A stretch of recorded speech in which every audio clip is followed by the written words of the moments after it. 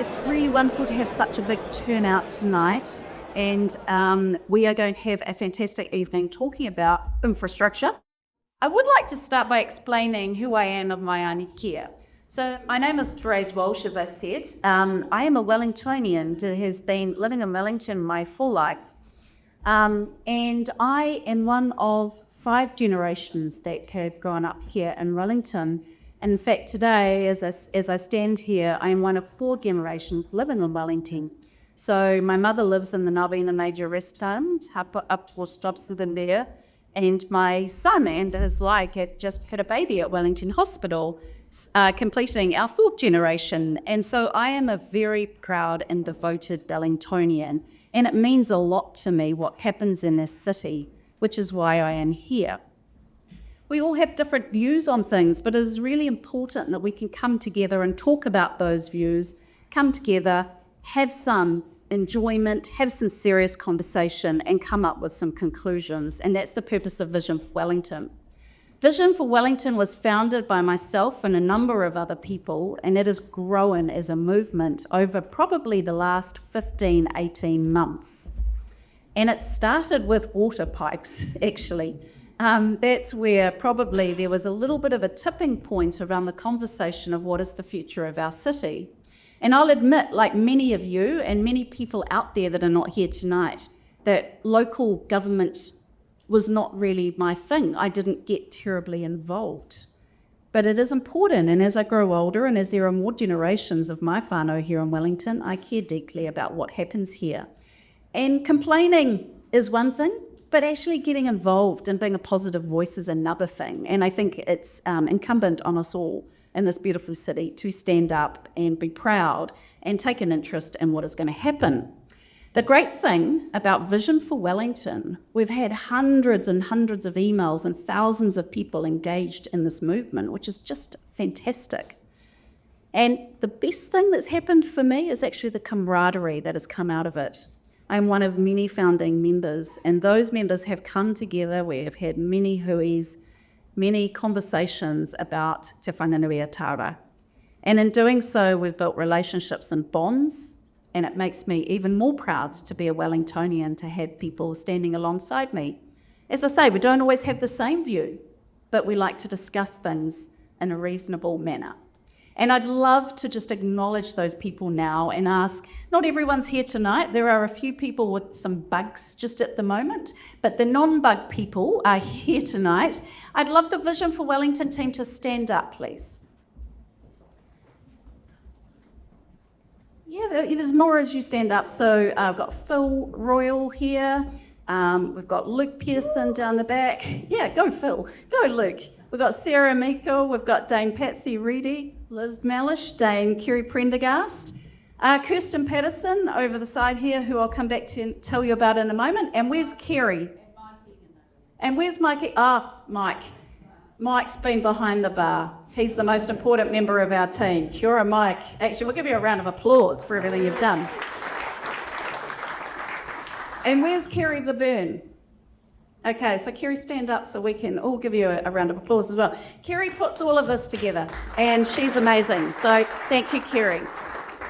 We all have individual skills and experience, and we bring those skills and experience to bear in the work that we're doing with Vision for Wellington.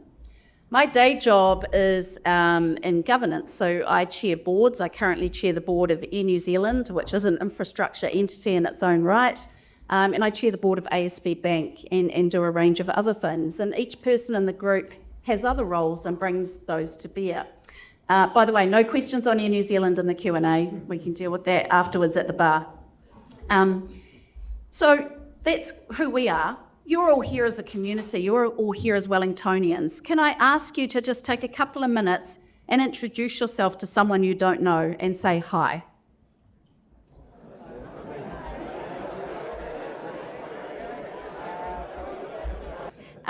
Thank you. And I'd just also like to acknowledge Gareth and Stella from PwC, who will be doing all this amazing work and have been doing all this amazing work at the panels. And there's a little bit of kind of a sum up of where we're going to from here, because this is the last of a series of panels of this nature that Vision for Wellington is going to run before the election. And then we're going to get into another phase, which I'm going to tell you about at the end when the panel's finished. And the work that these guys have been doing from PwC, pro bono, by the way. You know, this is amazing, seeing people just bring their skills and just put it forward for a better Wellington. Amazing. So thank you so much. Look forward to the beautiful pictures. I'm glad you didn't do my face on there. You've got all the rest of the panelists there. Now let's talk about infrastructure just for a minute to warm up. What's the thing about infrastructure? Why is it important? Infrastructure is a hard topic, and one of the things that is clear from research around the world and in New Zealand, and I think we all know it deep down, is that infrastructure and economic progress are inextricably linked. So for this city to make progress economically, we have to make progress with infrastructure. There's no doubt about that. And when you think about the country right now, New Zealand has a national infrastructure plan out there for consultation, right? And that infrastructure plan is a really important blueprint for this country of which we are a part of. But the country finds it hard. Most cities and towns find it hard, infrastructure planning. And why is that? Because you have to take a long-term view and it costs money. And those things are difficult. It's no different to your homes. If you sit here today and you own a home, there might be something that happens to you. I know that when my husband and I bought our first home in Nio, we had the hot water cylinder burst unexpectedly. We'd never got anyone to check the hot water cylinder, and it was about $4,000 we did not have at that time. And that's the same with infrastructure. Much of it is seen, but a lot of it is unseen, and as with the water pipes. I don't know if anyone was walking in Johnson Street the other day, but there was quite the flood in Johnson Street. Now, whose fault is that? Well, actually, it's an accumulation of things. Wellington has actually had a pretty hard time. We've had a number of seismic events. You know, we are in the Shaky Isles. Wellington is particularly exposed. We have had a number of seismic events, not of the nature and catastrophic nature of Christchurch necessarily, but obviously has had some impact on our infrastructure. We've also got infrastructure that dates back to, I read this today, some of the infrastructure is so old, it dates back to the 1970s. As someone born in 1971, I did not like that connotation. They then mentioned that some of it was post-war, and so I took that even more harshly. But that's the age of a lot of our infrastructure. And we've had an economic downturn, and I think Wellington has been particularly impacted by that. You put all of those things together, it's a pretty tough assignment. I think there are some good things starting to happen. I like the announcement of the Metro Water. I think that's a holding name, Dame Kerry, isn't it? A holding name. Metro Water, which is an entity that will take all our water assets and actually have them within that entity, properly governed and managed, and able to use its balance sheet and those assets to leverage the financial outcomes. So I think that's an example of what's a good thing for us to do. But we have choices to make, and transparency about those choices is really important. Some of those choices, just as it is for you in your life and in your home, are hard. I could repaint the house because it needs it, or I could go on holiday. Those are choices. Some things are functional and hygienic, and some things bring you more joy. Of course, we all feel more joy when we don't have leaking water pipes, obviously. I thought about infrastructure, and particularly this event the other day when I was in the supermarket, which might seem a strange place to think about infrastructure. But I was looking at something in an aisle which I was going to buy, and behind me there was a little girl, about 6 years old, with her mother. And I overheard the conversation between these two. And the little girl said to the mother, "I want those socks." And the mother said to the little girl, "Honey, I know you do, but you do understand our current financial situation. And so we can't afford those socks. What about these ones?" And she said, "But I don't like those ones very much." And her mum said, "I know, honey, but you could either choose those or you could wear your old socks, which I could fix." That mother gets a prize for parenting. What an amazing mum. Secondly, the little girl took it in her stride. She had the choices, she had the facts, and she made a choice. She got the new socks that weren't quite the ones that she liked, and they were just a beautiful care to listen to in the supermarket. It was very heartwarming. But it's like that for us. It's like a pair of socks. We have to understand the choices that we have. We have to maintain the infrastructure that we have. We have to make choices about the new infrastructure, and we have to decide what will bring us joy, what we can afford, and what is in need for function. Let's explore all of those things tonight, and we have an amazing panel, and I will come back and tell you a little bit more about Vision for Wellington at EAD. Your panel is going to be moderated by one of the most amazing women in Wellington, Kirsten Patterson, or KP as she is known. KP is the Chief Executive of the Institute of Directors, which is headquartered here in Wellington, which is wonderful, and she plays a significant leadership role across corporate New Zealand and is interacting with councils and regions all across the country. And she is going to moderate our panel tonight, and she will introduce the panellists. Kia ora, kei te ngā mai haere mai. Ngā mihi nui ki a koe. Thank you, Dame Therese. I once accidentally went to a conference and ended up in a Tony Robbins presentation. I didn't realise that he was on the speaking gig. And before he came on stage, he had someone to warm up the audience. And he had a flufferer who came in, and the comment was made, Tony Robbins doesn't walk into a cold room. And it's the same with my panel, folks. I've now adopted that. My panel doesn't walk into a cold room. So please welcome to the stage your panel for this evening, and we'll be doing some introductions. So wonderful to have Liz and Philippa and Ross join me for our conversation. You can sit wherever you like.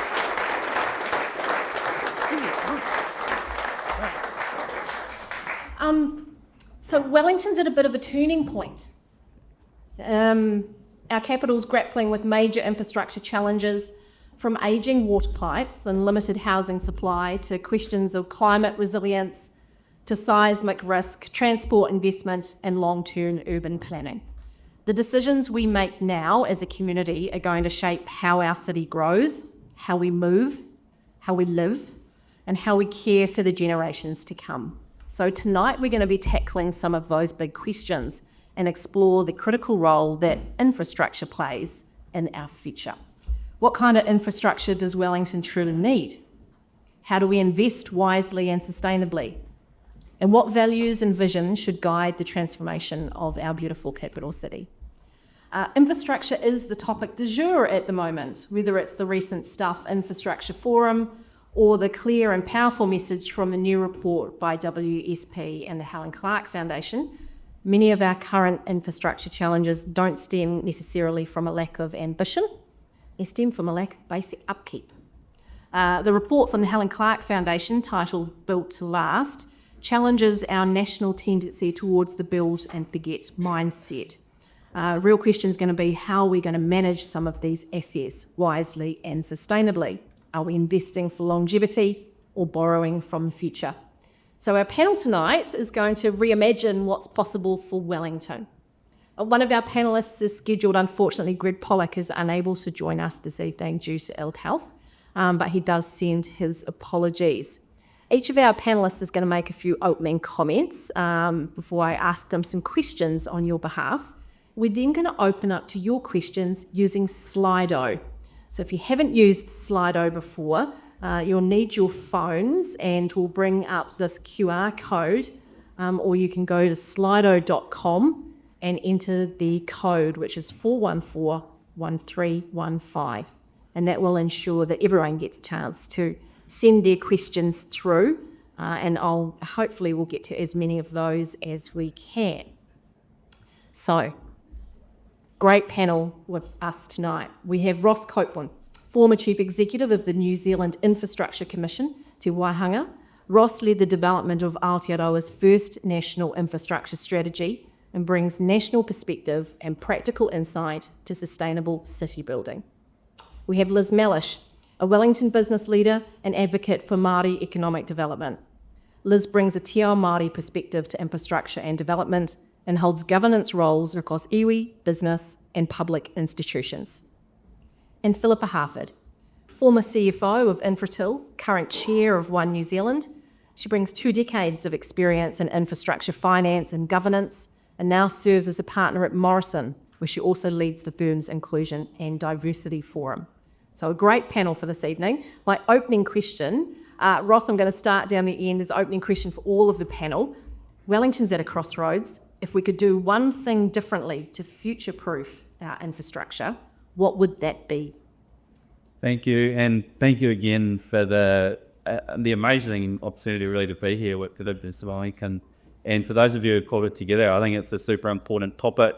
As you said, it really is a critical discussion for the country, not just for Wellington and Wellingtonians. So I really appreciate it. I'm going to sort of slightly turn the question on its head and say I actually think the one thing is to acknowledge that there isn't one thing. And I think infrastructure is one of these things where there's a critical set of environmental factors. We need stable governance. We need a regulatory environment that welcomes investment, welcomes capitals, encourages risk-taking and doing things slightly differently. We need talent. This comes from a period where New Zealand's lost a tremendous amount of our talented workforce. So other countries that have stable infrastructure pipelines, that goes to something we did a lot of work on at the Infrastructure Commission, which was how do you develop the sustainable, consistent pipeline of investment? How do governments use their dynamics to operate counter-cyclically? We've seen a lot of pro-cyclical investment in recent years, which has exacerbated peaks in downturns or down cycles in investment, and that's led for a lot of erosion of capability. So when we think about infrastructure, it's this really complex system of systems. It thrives on a stable sort of clear and senseless view and long-term thinking. When you get a resource management system that's been reformed on average every 2 years since 1991, that's a really difficult environment for infrastructure asset owners and planners to build a sustainable pipeline of investment around. Those are the kinds of things I think when I reflect on that question of like, what's the thing? Well, actually, there isn't one single thing, but I think to my mind, it's grappling, as leadership, as disparate of people who have tremendous influence over what happens in the next, weeks, months, and years here in this city. How do you condense those many important things down for an executable plan and something that our asset owners, investors, and the public footprint, they could get one. Liz, Wellington's at a crossroads. What, from your perspective, something that we could do differently to future-proof our infrastructure? I come with a specific angle today to talk about water from a te ao Māori perspective. But I think it's not necessarily, and I agree with you, one thing was not put there. And I must say, all of my working life in Wellington has actually always been powers served. So I feel like all my life I've been up to my ears in shite. And if there's anything we need to address, I think it's how we think about solving problems. And things like let's chuck all the sewage, let's chuck the stormwater into pipe and throw it out to the sea is the only aspect of what you can't see is in problem. And I think that we've got to turn on its gear. I think that we've got to think about pushing these issues out to somewhere else is not the answer. And as I said to Bigby the other day, the issue, I think, is personal responsibility. I think it's time we did not expect everybody else to solve their rippers. We've all got a personal responsibility. And that, to me, is the key thing.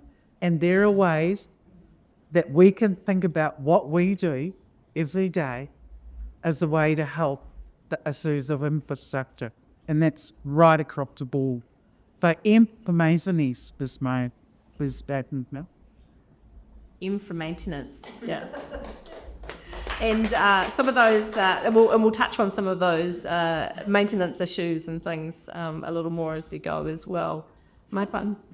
Kia ora, everybody. I'm going to touch on this when I talk a bit later, but the main thing for me is that we have to have information that provides us with the ability to have some absolutely robust financial analysis of the decisions that we're making around prioritisation and affordability. What that actually means is we should be able to be very clear on what our investment basis is, and as importantly, in the years that follow, we have to look back and say, did it work? Did it deliver what it said it would? And if it didn't, why not? What do we learn from that? Now, just to go to what was discussed earlier by you, Therese, one way of doing that is to spin things out. So if you think about waste and water, that's certainly going to put the magnifying glass on that, and we will have full transparency, we'll have a P&L, we'll have a balance sheet, and we'll know what's working and what isn't working. But that should not be the only way to achieve that outcome. So for me, the question is, how do we get that visibility so that when our elected councillors are making these decisions, they can make it on a fully informed basis and understand what their trade-offs are, what the consequences are. But then, as I said, as importantly, say 5 years down the track, say, well, okay, who's going to be accountable for that decision we made 5 years ago? Did it deliver what we said it was going to deliver? So that's my place. Good night. Oh, we can have some great conversations as well about the number of Mondays that a council has. Because, like you look at a 3-year term, they've got 150 Mondays, right? Like it's, so when you start, that's not much when you start to think about who's going to be responsible and those longer term kind of decision makers. So some things to unpack there. Ross, I'm going to come to you next. From your time at Te Whāinga, what national lessons apply most urgently to Wellington's infrastructure story? Tell us a little bit more about the national infrastructure. Thank you. Yeah. So the work of the Infrastructure Commission was really, in fact, I want to go back a step and say, how did the Infrastructure Commission come to exist?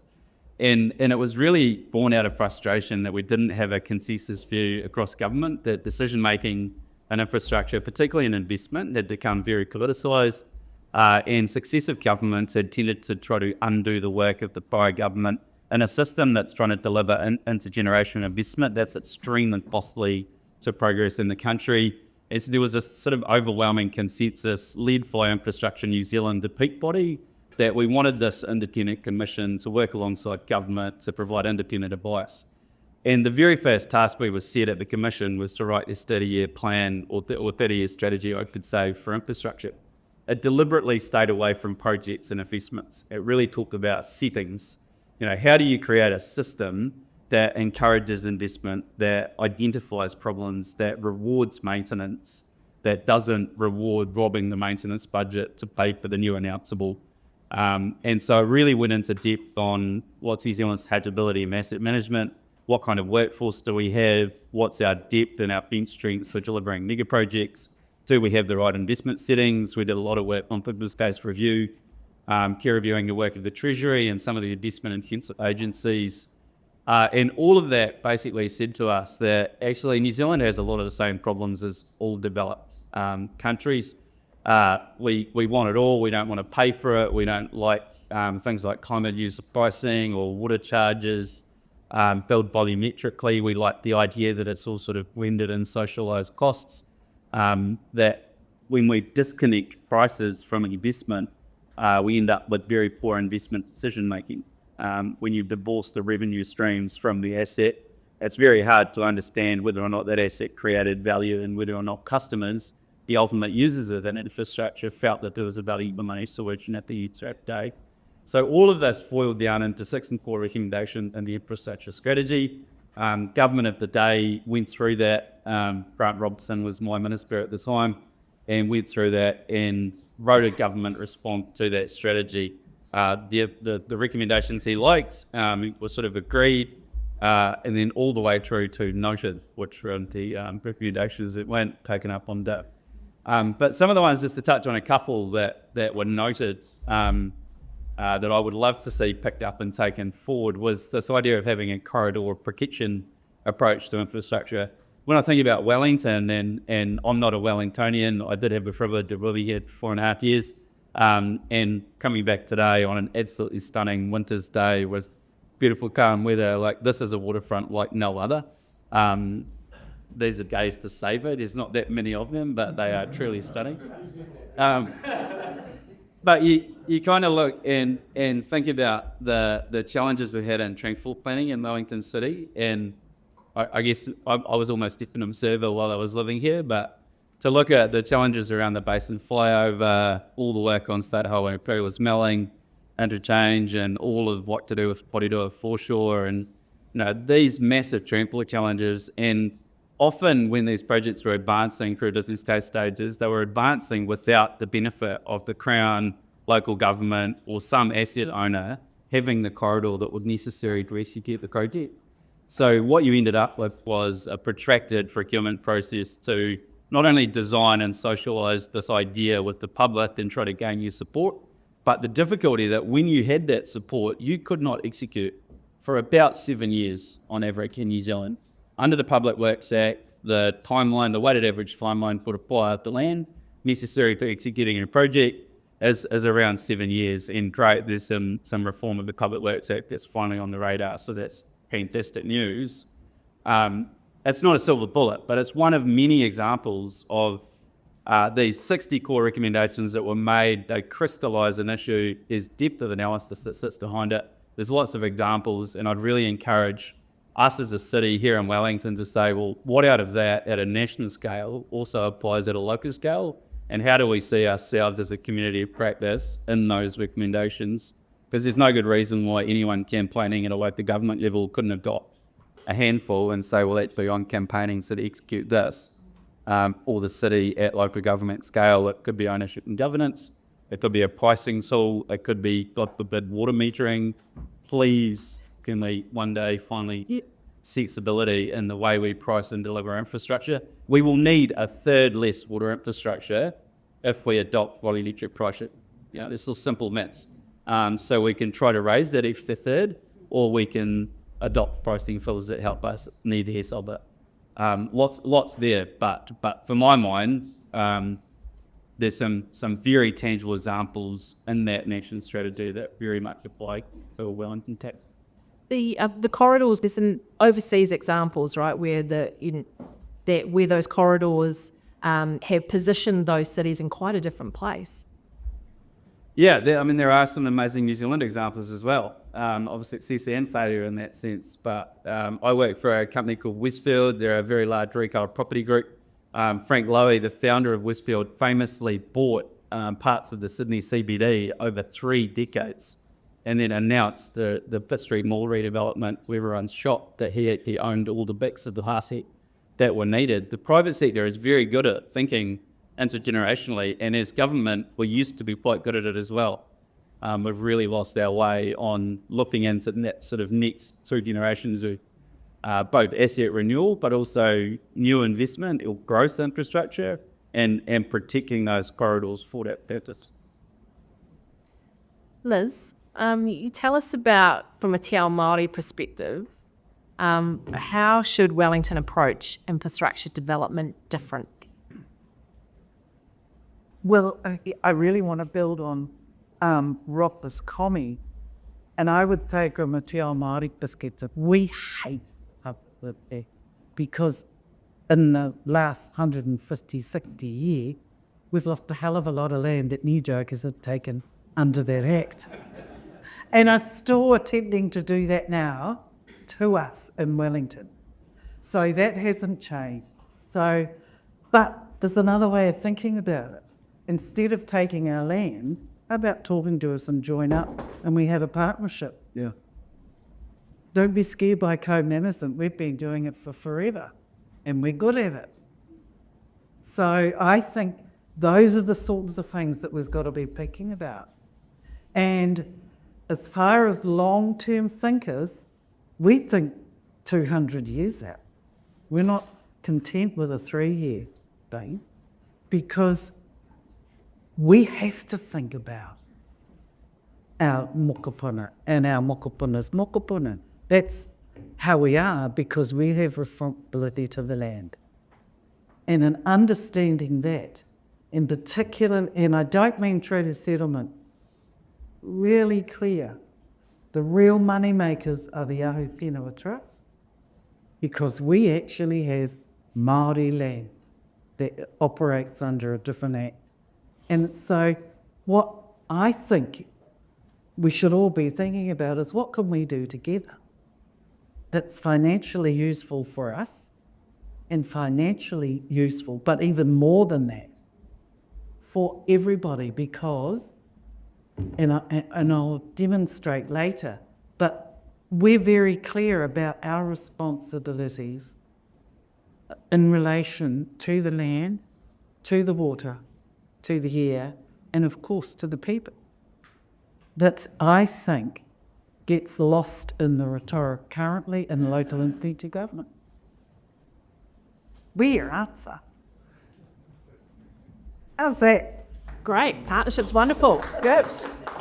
Do you want to take us through some of your thinking on that now? I know you've got a couple of slides. So Yeah, I did do a Jean's couple gonna- of slides because I thought it was useful to. Now, this is going to work. yes, absolutely. Oh, there we go. I'm going to start with this. Now, Te Wari Pauli's the man, along with Te Puni, who negotiated with the New Zealand company. And the New Zealand company, of course, had the colonising strategy for Aotearoa. Why did they do the deal, and why is this so important? It is because we were looking for people to help us trade, because we're traders.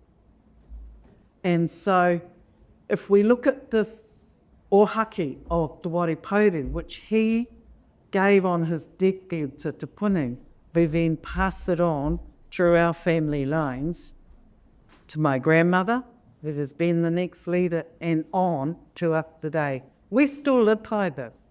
I don't know how many of you have ever heard this or ever seen it, because we don't do education on history in this country. So, I muri nei kia pai kia ki tonga Māori, tonga Pākehā, kia tae ake te haruru o te reo, kia hau to the angan. And the key is that we've got to work together. The key is there is a partnership. I just add a little clip. Treaty of Waitangi, it's also a trade deal. Let's think about the strength of the Treaty of Waitangi, the strength of the deal with the New Zealand company. And it was about us looking up and looking out and looking to opportunity. I'll just go on a little bit more. This is the land of the Ahi Whenua Trust, which start at Windy Point. Oh, and I've got a little singing. No, that's not. Which one was the little singing? Was it that one? There it is. Okay. So obviously there's the harbour. That's extensive land. 209,000 acres, and I think we're down to about 120 now. And that's what happened with the carpet lead set.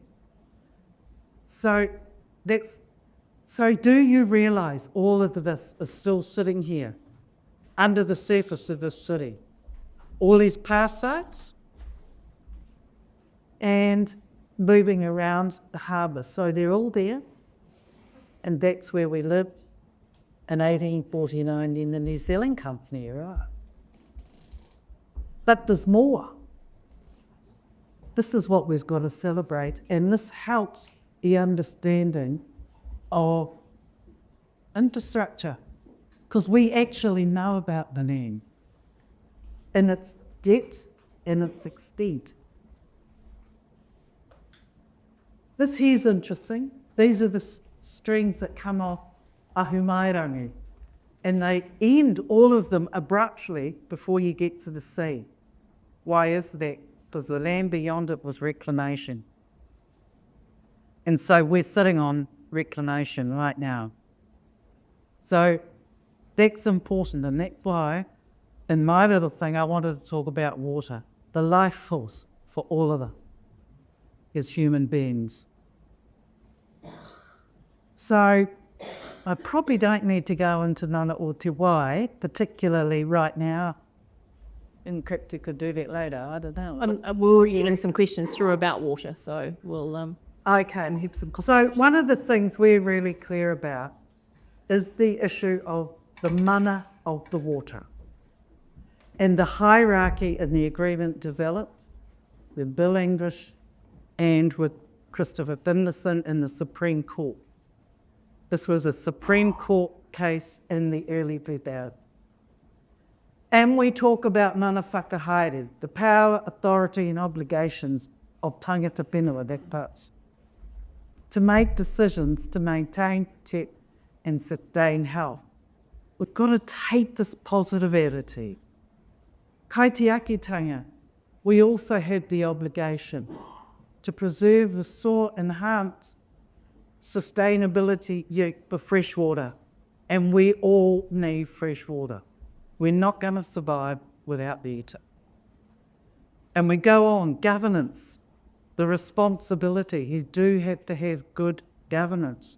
To all of you aspiring mayoral candidates, all of you aspiring councillors, you're the governors, you have to behave like it. Stewardship, the obligations of all New Zealanders to manage fresh water in a way that ensures it sustains present and future generations. So I'll go back to the long-term vision. 30 years isn't long enough. What's it going to look like in 100 years from now?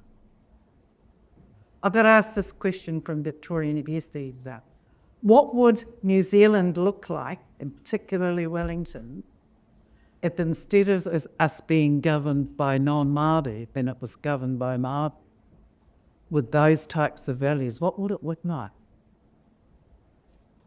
And so that was a very interesting question, I thought. And infrastructure is vital to that. And so going to the hierarchy, understanding that in Wellington, Porirua, in the Hutt Valley, all the fresh water comes from the Hutt Valley. Comes out of Te Awa Kairangi, the Hutt River, and it comes out of the aquifers underneath the Hutt Valley, and it comes out of Wainuiomata. And the infrastructure getting that water from there to here and to Porirua is vital because you all live there. We all live there. And so understanding its whakapapa, where it comes from, is the thing that we talked about. And say, you need to know where it's from and what it requires for us to look after that at its source, so that when it comes out of the tap, and particularly I think about kids at school, got to be able to drink it without finger. That's me. Fantastic. Thank you, Liz. Wonderful. Right. Philippa, it's already been raised a couple of times. How do we pay for infrastructure? Talk us through how we kind of balance up these financial demands of this large infrastructure investment with long-term value. Cool. So I think, as everybody acknowledges, there's already been quite a lot of discussion in previous forums about prioritisation of spending, affordability, and essentially what should be considered to sit within the boundary of ratepayers' obligations and what would be better sat elsewhere. I do think that that is a fundamental question that we're all going to need to address in order to have long-term viability of the city. And that's important for me. I come from Titahi Bay. I'm a born and bred Wellingtonian. And again, just as a bit of context, I'm going to talk a little bit about Inputo and contrast it a little bit about how it is that it's different to the way it does some things and the way maybe the city does something. The reason I do that is, as you all probably know, that Morrison's a absolutely born and bred Wellington proud company. I've had the privilege of working there for 17 years now. And it's certainly given me opportunities personally that I can say I never would have had anywhere else. So certainly if I wasn't in Wellington and working for Morrison, so I've got a lot to think about. So just as some context about where I come from. So as I said, I think there's some hard discussions or hard decisions, I beg your pardon, that need to be made. I think when we think about, I mean, I've seen infrastructure in action over the last 2 decades now. And I think the question that I want to pose is why an entity such as Inputo can do what it has done, investing in infrastructure, much like local council needs to invest in infrastructure, and how it is that Inputo's managed to probably, in the most part, make some pretty good decisions about that, and why is it that the council finds that more challenging? And I think that the reason is, and I'm just looking at my notes because I want to make sure I capture everything here, but there's two obvious factors, process and information. The information part I'll get to, I referred to it a bit earlier around having transparency and clarity of the particular performance of responsibilities at local council. But process itself is certainly more complicated because Infratil, if you think about the way it decides to make an investment, it only does that after very, very thorough due diligence. And that due diligence could take place over a number of years. In fact, it often does. When we try to invest in telecommunications, the idea was probably germinated 5 years before we made the investment decision. And actually, there was never a case where we say we have to buy one of those. That's not the case. Investments only happen if there's a suitable risk-return prospect and if that investment is within Infratil's ambit. Otherwise, it never gets to be considered. So then you think about, well, how could that apply at a council level? And I think it's fair to say that there are definitely some examples whereby investments have happened irrespective of cost and irrespective of benefit. So what that then leads me to is to the area around information shortcomings. And a little bit of fact to sort of put some context around this. Council reportedly has 400 different services and several dozen business units. But what stands out is that those key business units are not ring-fenced, they're not given their own balance sheet, and they are not transparent financial structures. The most obvious example of that is water. So in FY26, the Council's Three Waters rates amount is about $230 million, without any clear disclosure of where that money is going. Apparently, it hasn't been going to where it needed to go because Council's projections are that catching up on maintenance and renewals are going to push the average water rate from $2,500 now to about $4,500 in 5 years' time. So, when we step back from that, and I think everybody understands this, but infrastructure by its nature involves significant capital commitments and the management of assets that are fundamentally long-term in nature. Actually, personally, that's what made me love infrastructure. I never thought I would work in that area, but as soon as I got there, I was hooked. We can make some great decisions and you can watch them work and you can see the benefits of infrastructure done well. But as I talked about earlier, what's also an absolute imperative is that we have a rear view assessment of the performance. And that assessment's got to provide transparency on what's worked, what hasn't worked, and what we can learn to take the next investment decision that's following down the pipeline. What did we say the investment would do? Did it deliver it? Or did it not meet the expectations? That requires transparency. Now, that's hard to do, let's be clear. I'm not trying to say that that's perfection or that's easily obtained, but I think it's actually a necessity. So the question becomes, how do we start to achieve that level of transparency and that level of responsibility? So then if I think again, I've been trying to think about, what are the critical elements of local infrastructure that must be provided for a city to function efficiently? And I think most of them we know about. Obviously, we've got water, and Liz, you've talked about the need to maintain those assets. Now, that's just fundamental. The other thing that we could be doing, though, is we could be crowding in on those investments to drive efficiency and make that money even working better than it is already. And that's whether it's smart metering, whether it's using IoT to monitor the condition of assets. So when we're putting things in the ground, thinking about how is it that we're going to build this to make it, A, as efficient as possible, but to mean that we don't have to put as much money in as it goes through its life cycle. But then I think beyond the critical elements of infrastructure, the city, I think, needs to come to an acceptance that we should really only invest in projects that grow our GDP. The reason I say that is that it's got to look at either it's helping businesses thrive, because that means they're going to want to be in Wellington, or it's going to make the city an attractive place to live, and that's supporting our residential base. Now, for that latter category of making the city a great place to live, that's where you really need to have discipline, because there's a lot of spending that people could argue is desirable. However, those choices have got to be prioritised in terms of the benefits they bring and affordability.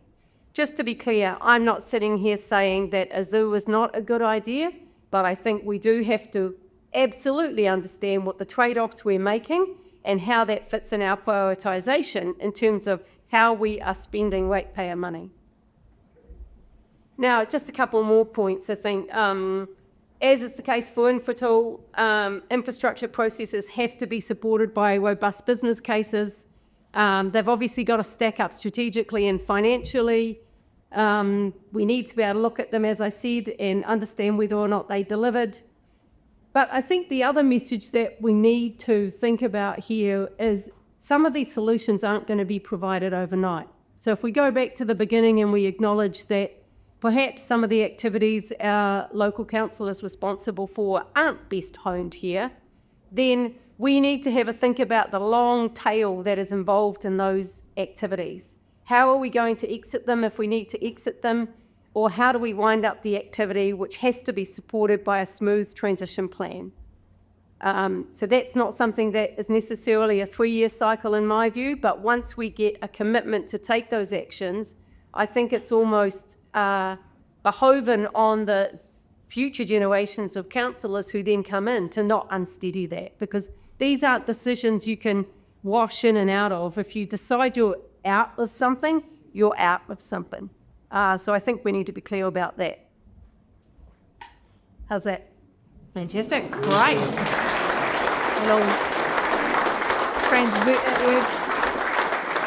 Covered a range of issues there, Ross. What's I was just going to add to this. Like, we had a lot of fun at the Commission studying the performance of the local government central government and the flood sector, and we drew this continuum of infrastructure performance as asset managers. At the extreme ends of that continuum are social infrastructure, so schools, hospitals, prisons, that type of thing, and network utilities that have an effective economic regulator in place, cost quality, regulation, and sound infrastructure governance and ownership at the extreme other ends. And there is a massive insight and lesson for us in that the most vulnerable people, our young people, the way we teach our kids, that infrastructure is subject to one of the least affected ownership and governance frameworks, and the most effective of some of the asset classes. So in Distant, Wellington Airport, one of the assets I think this region should be massively proud of, as an example of many of those assets that are so well looked up to maintain, presented. How do we achieve that level of performance right across the seat scene? That's the challenge. Yeah, I'm from the Hutt Valley because I married a Hutt boy 30 years ago, not realising you can't transplant them. So all of you folk living in Wellington, that's quite aspirational for me. But and I chaired a CCO, Council Controlled Organisation, on behalf of the Hutt Valley, which was infrastructure in terms of building the Walter Nash Stadium and the swimming pool and the libraries and all those things out there. I got involved in that because I wanted bollards around the park that was next to me. And so I started a petition, and the council said they'd only give me my bollards if I went and chaired this board for them. So 8 years later, here we are. But the reason that particular project and that particular board and CCO was established was the council trying to get around its debt cap. Yeah. So the council didn't have the systems and the structures to be able to put some infrastructure planning in place. And so it was easier for them to establish a council-controlled organisation to be able to do some of that planning because of those shifts and those kind of pressures, coming through, that they weren't able to kind of work through their normal systems and processes they had. How do we make this move from this kind of reactive, 150 Mondays approach to actually a much longer-term approach to our strategic planning, Ross? Like what? Yeah, what's the move? Maybe to open the bidding, I have this view that asset management is the basis of good investment management.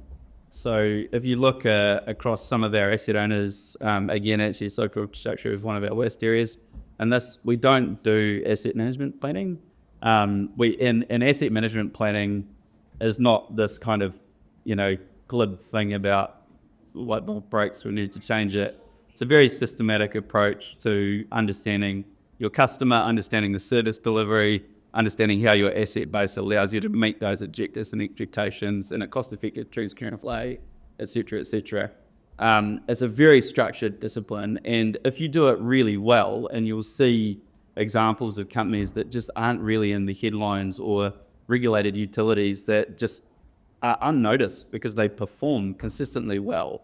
They tend to do that really well. So that's kind of first point is if you don't have a good understanding is what it is you're trying to deliver in a really simple, succinct way, and you can articulate that and the investments that need to be made in both renewals and growth infrastructure.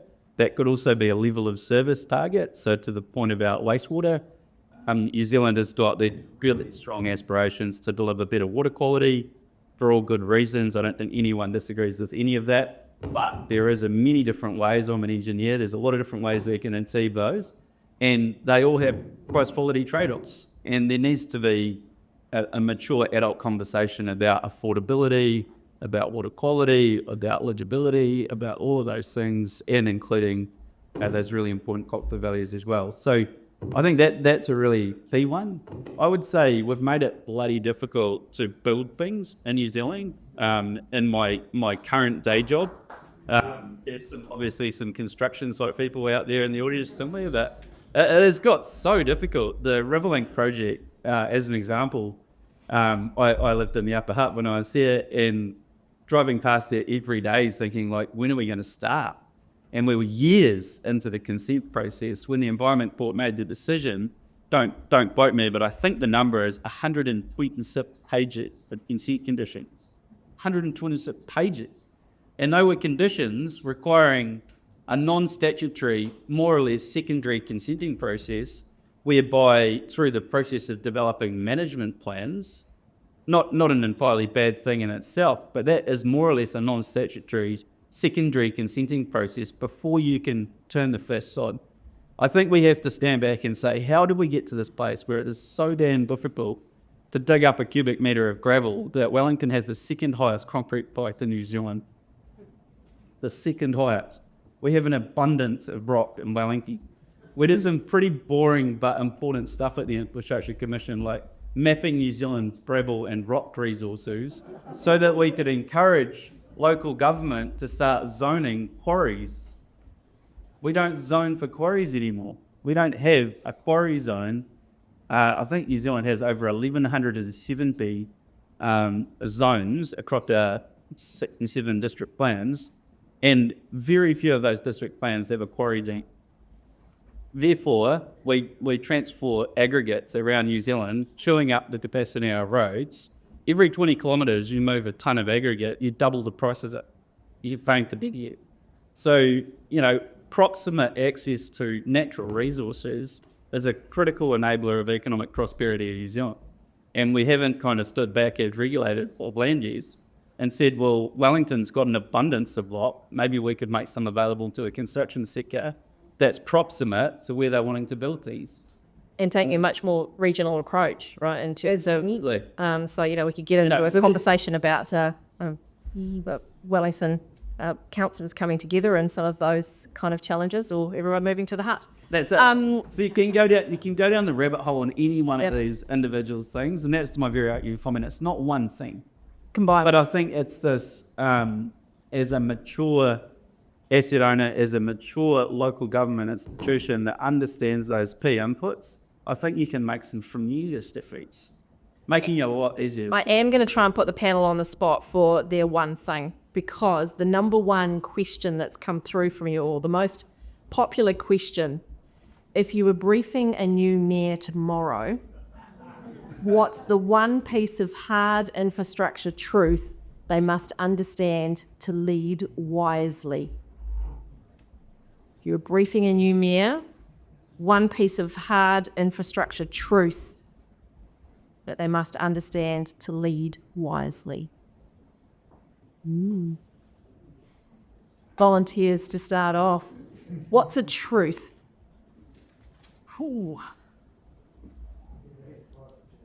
Is it I mean, is the question over the pipes, is the truth actually that because it's underground, we all just don't want to pay for it? We don't want to pay for maintenance? Is it the M word, Liz, that actually... I guess it is the M word, but I also think that when it's underground, we ignore it. It's easy. It's like pumping sewage out and big pipe outfalls out of the Hutt Valley of Wellington. So we need some innovation. We need some innovation within that whole framework so that we can actually see what's going on. We can't currently, can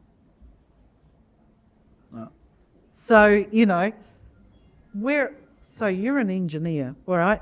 There must be other engineers in the room. There's also tech people. Some of those solutions must be within that thinking about how do we actually see what's going on. I mean, I think about all the burst pipes in Wellington, and the only time they get attention is when they pop out of the ground and flood. Is there a way to understand that before that happens? I mean, I understand doing maintenance as incidents occur. You call that reactive maintenance? Yeah, okay, and that's not what we want. Well, we want a mix. We want some planned preventative maintenance and some reactive maintenance. Reactive maintenance isn't actually bad. It can be part of an effective asset management strategy. Sure. But you need to have spares on hand. You need to have a way of mapping your assets. There's a whole... And you might do it for some infrastructure less so than for others. So you develop a hierarchy. You develop a hierarchy. What's your one hard truth for the Mayor?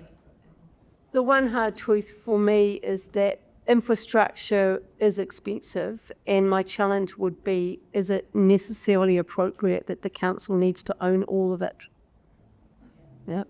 And the reason I say that is we will have an existential crisis if this city becomes a place which is too expensive to live in and too expensive to do business in.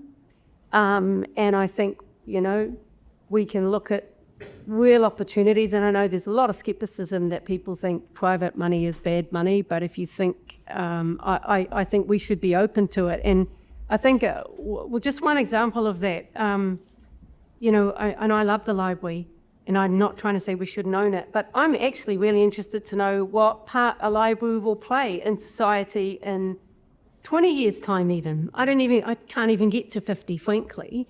And why is that relevant? Because we've actually probably just spent $180 million building a building that we hope is going to last 50 years at least, I would say, if not longer than 50.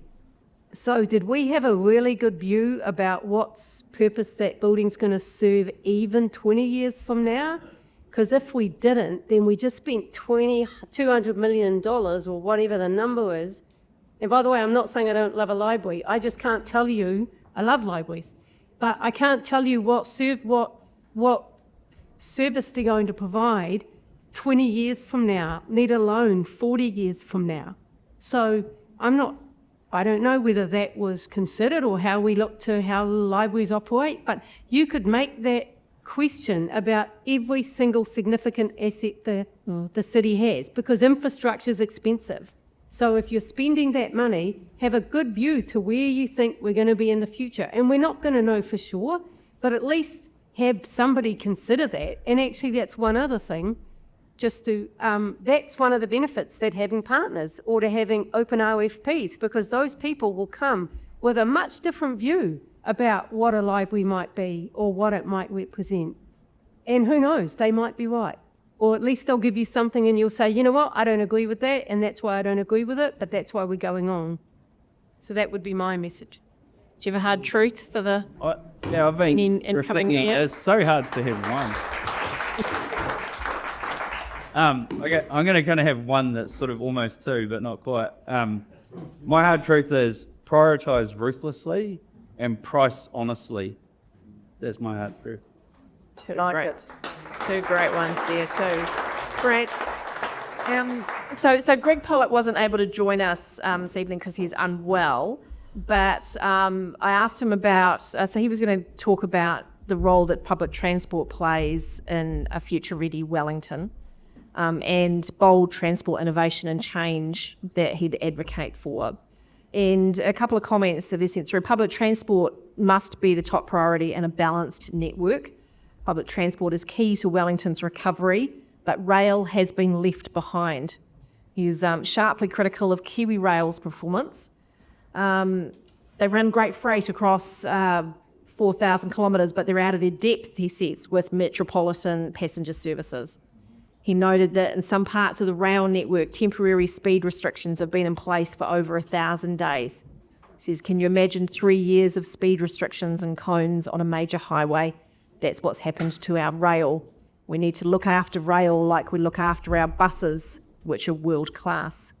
So bringing in transport as his primary area, the question is coming through, what are the critical infrastructure risks for this city and the region, and what would be your order of priority or the most important kind of risks? Ross, kicking off with you from a risk. I'll come at it from the engineering point of view, but I want to refer you to an amazing piece of work that's been done here in Wellington, which is the Lifelines business case. If you haven't read it, tomorrow, go and look it up. It is an outstanding piece of work. That is an example of prioritising ruthlessly. It's an example of using an economic impact assessment tool called Merit, where the economic costs of not having infrastructure were evaluated and then applied to potential investment choices that Wellington City might make. And I suspect, in fact, some of the people in this room might have been involved with developing the tool. But that to me is an outstanding piece of work. If New Zealand could apply that to each of our resilience challenges, and the list of prioritised projects and investments we've been working our way through. In fact, I think Riverlink is one of them, on Will's nodding, so that's good. But that is an example of a systematic approach to understanding our seismic risk, our flooding risk, our liquefaction risk, our terrorism risks, all of those kind of key risks, and saying, how do you make sensible prioritised investments?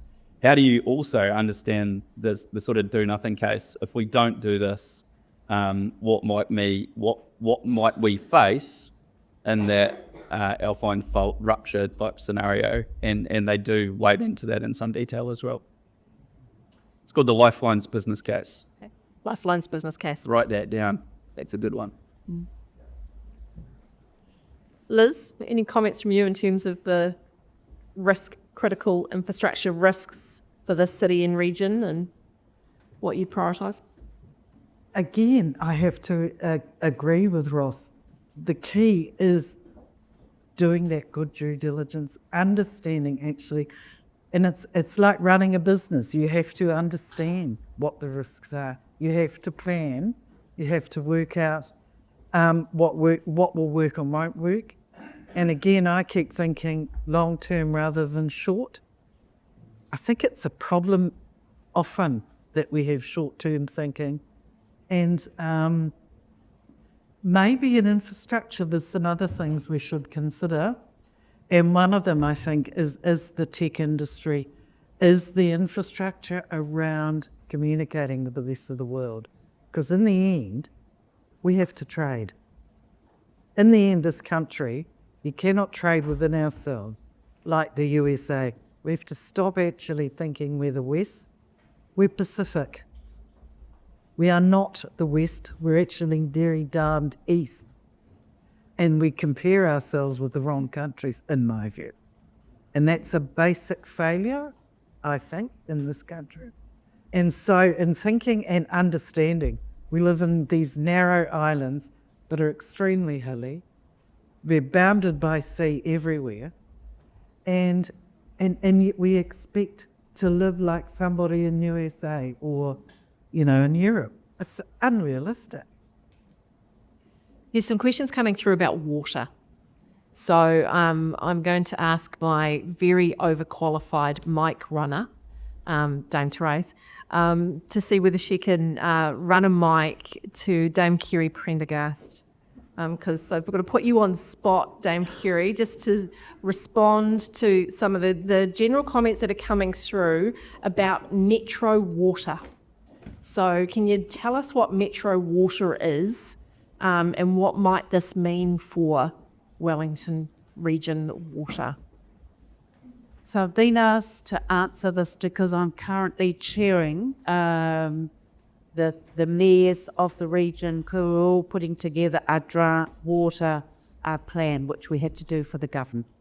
And the parties that are part of it are still part of it, Upper Hutt, Hutt City, Greater Wellington, Wellington City and Paurua City. They have all agreed, they've consulted widely, and about 75%, I think, is the average of you all agreed there should be one water services plan and delivery for the region.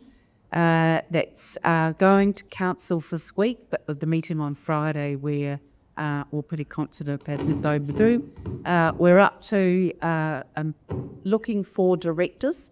The directors of this new body have to be, and Metro Water is just a holding name, have to be skill-based directors. There's be no politicians or anything else like this. These are qualified engineers, the people that know about things to do with water. The first job of those directors will be to find a chief executive and then start putting in place a senior leadership team. Wellington Water will go out of existence in the middle of next year, and there'll be a lift of all the staff so all the staff from tiers 3 and below are guaranteed a job. Tier 2 and above will be decided, of course, by a new chief executive. The pricing of water will be done and regulated by the Commerce Commission. Our water metering is absolutely covered, but some of the local authorities have already agreed, others are working on that. That's an instant way to get a 30% reduction. There will be no privatisation of water, that's absolutely written into the documentation. And then the work that's been done shows that there is a 30% reduction in the costs because of the economies of scale. So for the first 3 years, what you will see in your rates bill is what's in the long-term plans. But after that, there's huge underinvestment and the rates will go up, the water bill will go up as that $20 billion of underinvestment in the region. And this time it'll be prioritised by engineers and not by politicians. That's it, thank you. There's a couple of questions coming through here too as well. Cycleways, hot or not?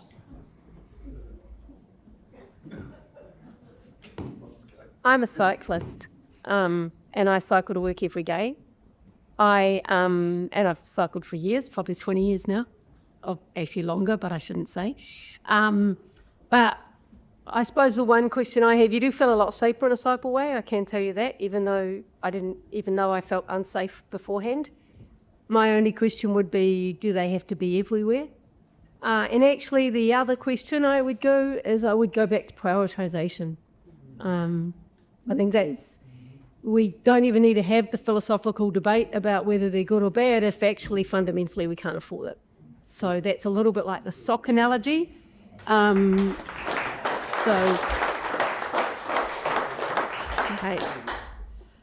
And the time we've got... Can I just quickly touch on that? One of the things that really struck me, I'd never lived in Wellington before I moved there. That part of Wellington is a gigantic parking lot. And I find that really fascinating when you think about this absolutely scarce land in a really hilly city. Building flat things on hills means that it's extremely precious transport corridor space. And then we kind of use it as a free car park. I find that quite obscure about Wellington. So it's sort of a thinking about, well, we've got these arterials and sort of distribution networks around our city called roads, and then you sort of park it or something. Particularly in areas where there's buses. My kids went to Rosenham School, and watching the buses almost smash into the cars on both sides of the roads every single day, trying to get up and down that hill is quite amazing. So I just, as a thought, this is a sort of a comment about how do we utilise land use. If we were the private sector, we would say, well, on our balance sheet, we have this land asset. What's the highest and best use of that asset? If our task is to move people around, parking cars on it, it's some interesting kind of land use. Over drinks later, you can talk to Ross about the project he's working on in Queenstown at the moment, which is putting a cable car infrastructure in as part of the transport network. So if we had more time, some great examples of what's happening in other regions. But in the short time I've got left, I want to dig into how do we actually get our communities more constructively involved in this conversation. So we're very known as Wellingtonians to be very vocal and very passionate, but how can we bring the whole community more constructively into infrastructure conversations so that our engagement isn't just reactive? You got some advice for us? I could possibly start. I think one of the challenges I've observed in some of the projects that have happened in Wellington over the last few years is having an impact assessment and analysis of the way that particular businesses are impacted to infrastructure projects. And that doesn't mean that you're necessarily going to become to a different outcome, but I think actually acknowledging what the challenges are and actually putting in a real sort of narrative around that, I think that that's something that's fundamentally missing. And I'd be interested to understand, how that should be getting taken into account in a business case. So I think that's fundamental to getting businesses engaged, remembering that it's no point us living in the city if there's nothing to do in the city. So I think we've done a poor job of that, personally. And I think we have to do that better because we can all live here, but if we don't have the businesses and the attractions and the things we want to do here, then what are we offering as a city? Yeah, and I think we've seen the engagement through Vision for Wellington, that the Wellingtonians do want to be involved and they do care and there's and want to have a voice and can have big grown-up conversations. I think, as a couple of you mentioned and use that term. But they're also fundamentally customers. They're paying rates and they need to be heard for that reason.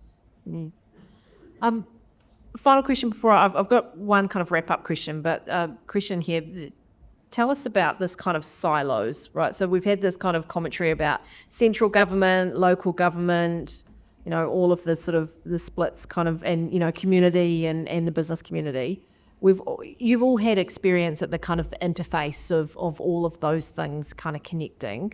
What advice do you have for us in terms of the breaking down those silos and trying to get to some shared, agreed kind of view and vision?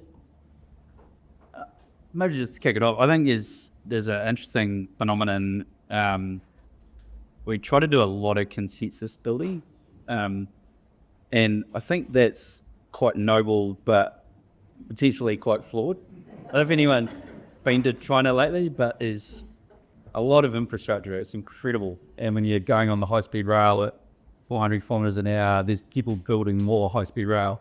And you think, well, how much of that is consensus building and how much of it is empowered institutions of capability who have got a mandate to execute and they're really, really clear on their singular purpose and they're cracking on with it.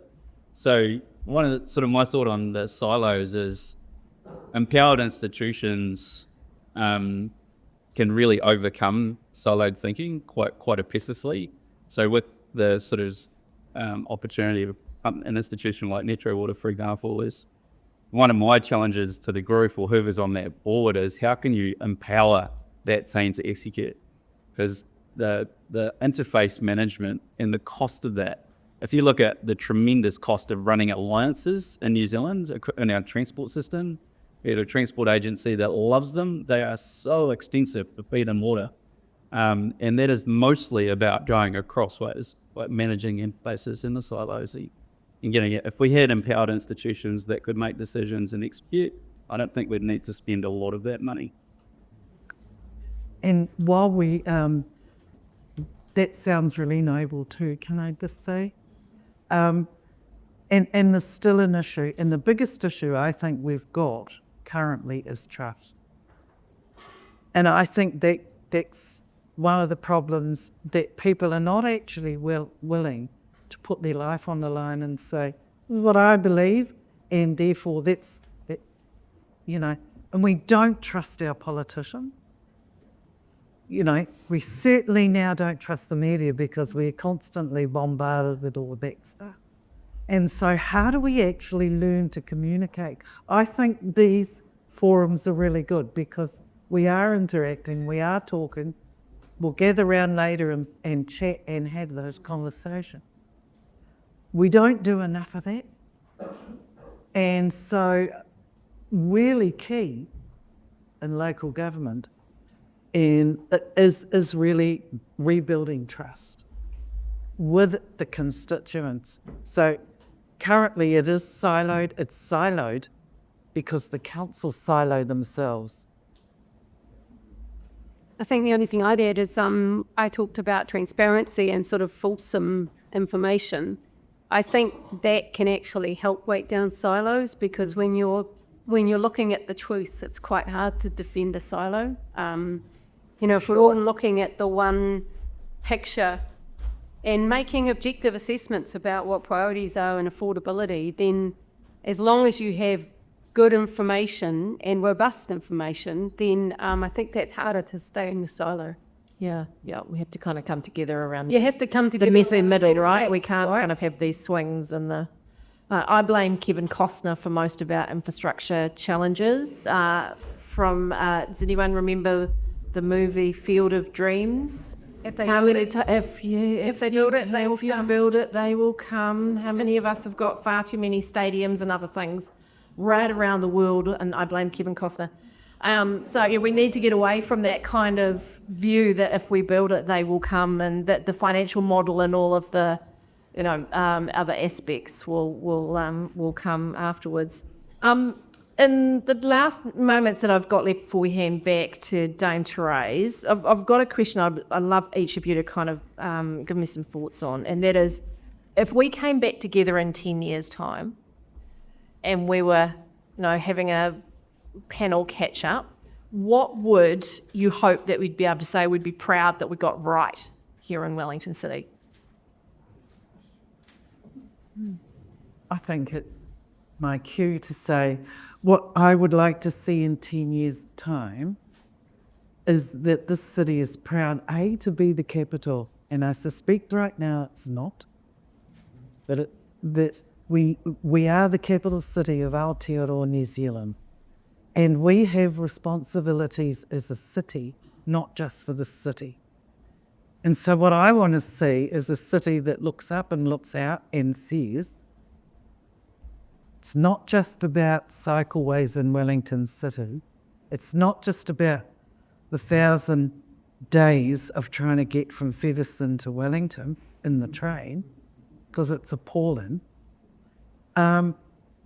It's about how we all can come together and access each other and those ideas and those conversations and be able to interact.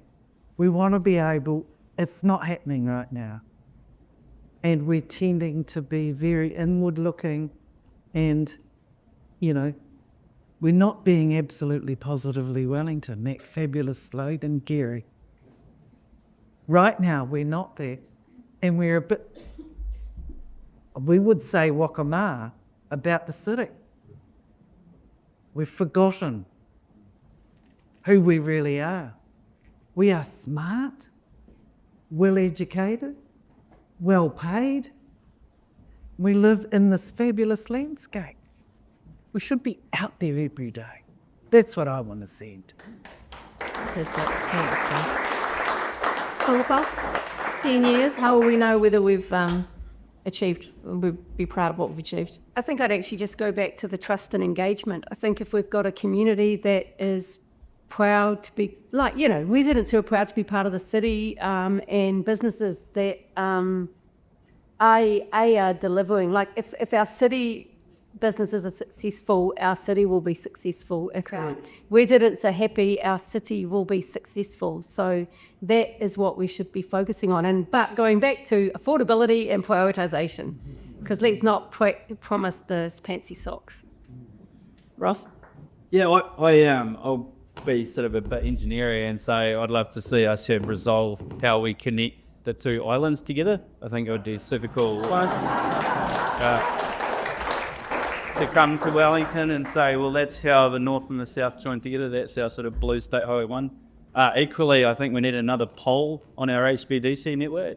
And I'd love Transstar, one of our great infrastructure institutions in New Zealand, to be thinking about how we connect our two islands together here over at Haywards there to the South Island so that we can move electricity around. It's the fuel of the future. We make it here in New Zealand. We don't have to send $8 billion overseas every year buying imported oil products. So there's a little plug for that.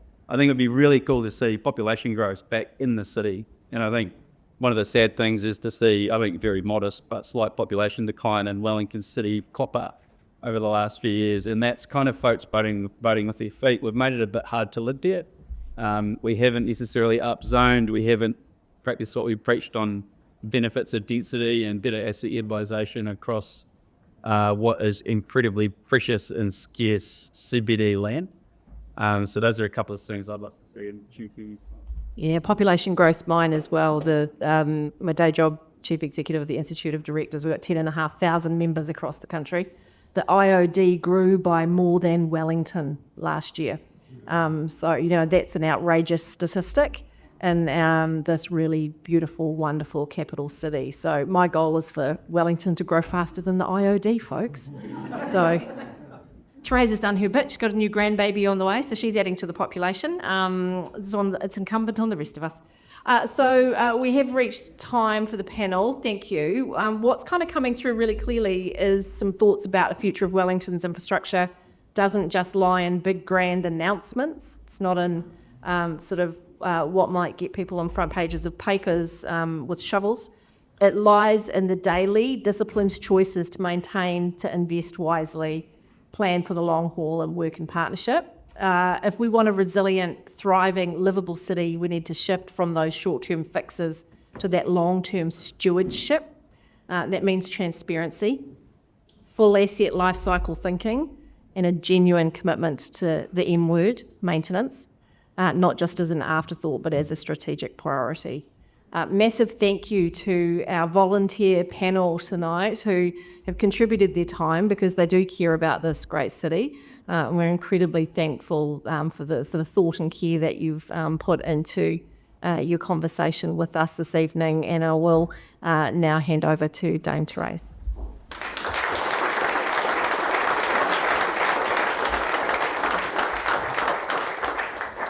Kia ora everyone, and thank you to the panel. Amazing job, and thank you KP for your brilliant facilitation. KP just gave you a few thoughts on what sort of came through, and I was writing things down as I went, and I wrote quite a lot of things down. I'm not going to read them to you. However, I think there were quite a few things that came through, and I think what I learned is that Liz would darn the socks and fix the hole. What I learned is that Philippa would buy the socks that she could afford and no other socks. And what I learnt from you, Ross, is that you're not sure if you want any socks at all until you've done a very long-term analysis. But such is the nature of infrastructure. Now, what you might not know, and this is not a Wellington comment, is that in the OECD, New Zealand is placed in the bottom 10% of countries who most effectively utilise their infrastructure. So the productivity of that infrastructure. But conversely, we are in the top 10% of countries that spend on infrastructure. So that's not ideal. It's not where we want to be. We need to have robust, transparent analysis. I think the Metro Water is a really great working example of how we might create those boundaries and those stories. If you are a shareholder of Infratil, which Philippa is part of, you will get a 300-page report that tells you everything that's going on in that company in an enormous amount of detail. And as a shareholder, you will read that. We have to think the same way for the city. We have to have an enormous amount of transparency. We can't have all the socks we want. We have to choose. There must be some joy. There must be some joy, but there must also be things that make this an incredibly livable city. Thanks for all your comments. This concludes a series of panels. We've had panels on innovation. We've had a youth panel, which I found particularly interesting. We had a panel on the creative sector. We had a panel on what makes Wellington amazing. How can we be the most world-class city we can be? And we've had lots of amazing people, such as the folk on stage with me, contribute. We've had some big names like James Cameron and Sir Richard Taylor and many others. And we've also had people like myself who are just Wellingtonians who want to turn up and make a difference, just like all of you. So I congratulate you for turning up. What happens next is really the key thing. Can you please put your hand up if you have signed up to get the emails from Vision for Wellington? Yeah, that was pretty good. Now, the people that haven't put your hand up, you can just put Vision for Wellington in your Google bar. It will come up, and it's so easy. There's a box there. Now, look down the back, who doesn't want me to thank him, has just redesigned the Vision for Wellington website over the weekend. That's just what he can achieve on the weekend. I had a bit of a lie down. He redesigned the Vision for Wellington website. And it looks awesome. And it has the summaries of each of these panels there, and you'll see some video footage of them and some commentary. What's going to happen now is that we're heading towards the local body elections. What do we want to achieve as a Vision for Wellington group? We're a non-political group. You know, the media might debate that, but that's fine. We're non-political. What we want to do is take all of the feedback that we've had, all the engagements that we've had, as well as some research, and feed that back to Wellington as what you've told us. Here is the vision for Wellington. Here is what Wellingtonians have told us that their vision for the city is. And then we want candidates in the local body elections to respond to that and to use that as something, as a tool in the way that they consider their campaign and a way we might consider our votes. Secondly, like I said at the beginning, commentating and criticising and complaining is one thing, acting is another thing. And what is the best way we can all act? It is to vote. And we need to get our children, our cousins, our sisters, our whatever, our workmates to vote, because we need to come together as a city and make some great decisions and get behind things. So that is what we are going to do, and there will be more news on that. So if you're not signed up to the emails, sign up. It's really easy. Don't worry, your name won't be anywhere. You know, it's only us founding members that get sort of their name in the paper from time to time on this. So don't worry, you'll be completely safe. So please do that. And just some final thanks. I want to thank David, who's been taking all the videos and photography. David's another great Wellingtonian that just put his hand up and said, how can I help? And here he is. Thank you. Again, thanks to Gareth and Stella. You can see this amazing board here. I can't read it all, but you can maybe go and have a look later, and that will form part of the summary of the Vision for Wellington. Again, thanks to KP and thanks to the panellists. Thanks to Mike for the bar. Who else do I need to thank? Lisa Lawton. I'm not sure she's here tonight, but Lisa's been managing the social media, so thank you to her for doing that. And I think that's a wrap, team, and I think we've done so well to get through. I hope to talk to many of you at the bar just shortly. Have a great rest of your evening. Kia ora, and I'd like to hand back to Liz just to close us out with a closing karakia.